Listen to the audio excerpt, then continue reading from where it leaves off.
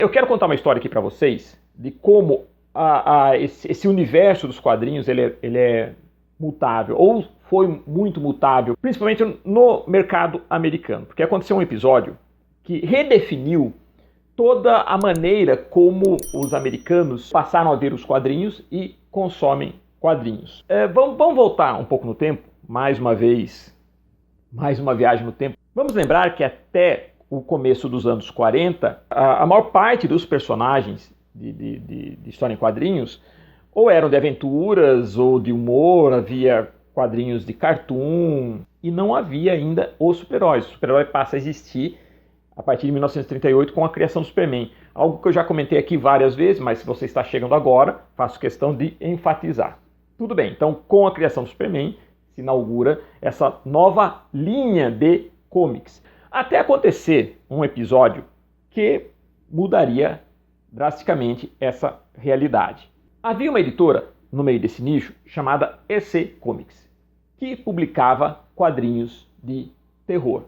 Quadrinhos fantásticos. Eu cheguei a ver alguns desses quadrinhos porque eles foram relançados em edições especiais por várias editoras no Brasil, porque além de fazerem parte da história dos comics ou dos quadrinhos mundiais, eles eram verdadeiras obras de arte. Então era uma linha de quadrinhos que fazia muito sucesso, tanto quanto os super-heróis ou até mais. Mas o que acontece? Um senador maluco, e sempre tem desses malucos, o mais impressionante, tem gente que segue esses malucos, dá poder para esses malucos. E aí, quem que se ferra? Artistas e geralmente quem trabalha com cultura. E foi exatamente o que aconteceu. Esse político, que é o senador Joseph McCarthy, que hoje é considerado quando se fala dessa figura nos Estados Unidos, ele é visto como uma mancha realmente na história democrática americana, como um período negro, nebuloso. É esse período que nós conhecemos como caça às bruxas. Esse cara entrou no delírio, que ele viu conspiração, uma conspiração comunista em tudo. Então, para ele, toda a produção cultural, produção de entretenimento, tinha ameaça comunista.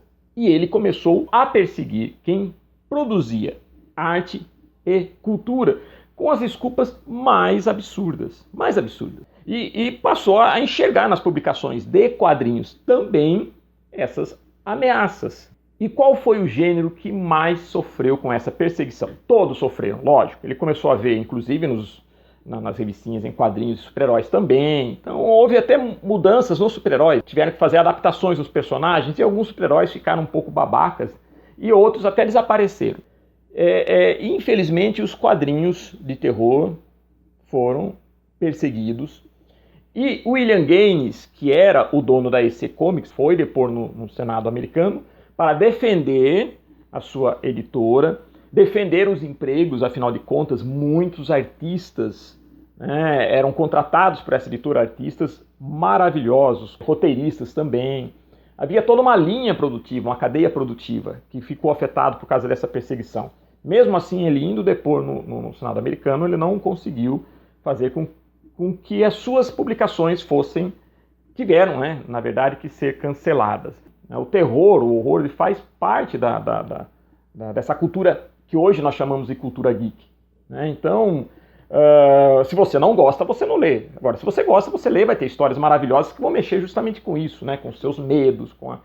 Então você tinha histórias de vampiros, de lobisomens, de fantasmas, de zumbis, tudo isso que a gente consome hoje acha muito legal, mas na época foi visto como uma conspiração comunista.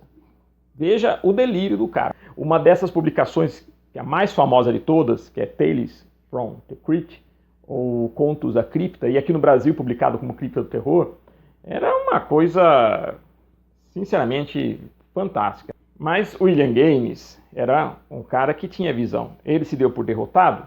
Não. O que ele fez? Ele resolveu migrar.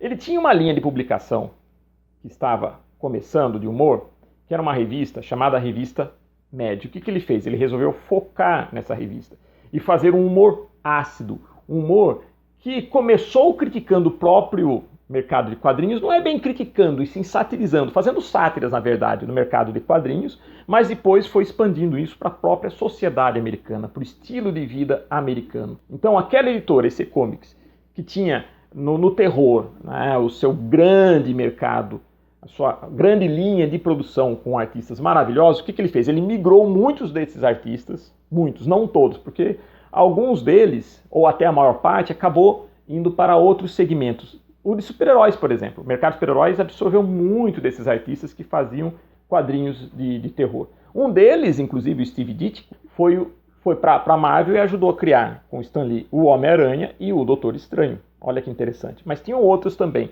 Mas enfim, aqueles que ficaram na EC Comics deram sua contribuição para a criação, né, dessa revista de humor. A Mad, ela mudou a maneira como a gente enxergava o humor editorial.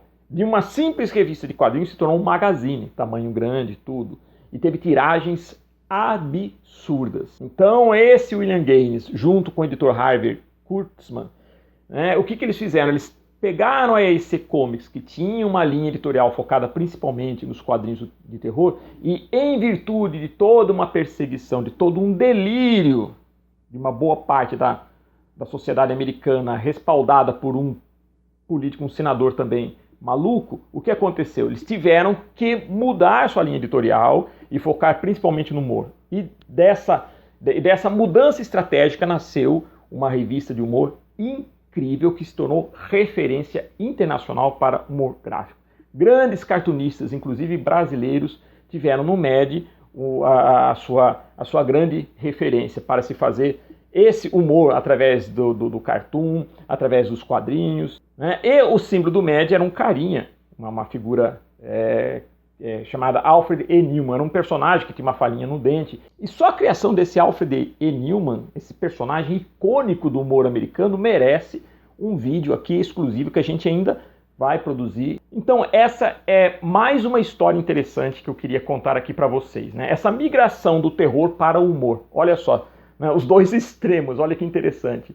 Em virtude de toda uma situação, né? Todo um acontecimento que houve nos Estados Unidos, foi uma coisa institucionalizada, tá? Que teve os seus reflexos. E um deles foi justamente esse boom da revista média, da revista do humor, em detrimento de terror. Lógico, o terror voltaria depois ao mercado editorial americano, não mais com a força que tinha naquela época. Nós, artistas, temos que sempre estar preparados, né, e espertos com relação a essas mudanças que acontecem na sociedade e que podem afetar realmente a maneira como nós produzimos e nos comunicamos, certo? Mas enfim, pessoal, essa história, espero que vocês tenham gostado. Façam seus comentários, a gente lê todos. Não se esqueçam de se inscrever no nosso canal, ativem o sininho, dá um joinha nesse vídeo e aquela mensagem que eu deixo sempre: seja um herói. Até a próxima!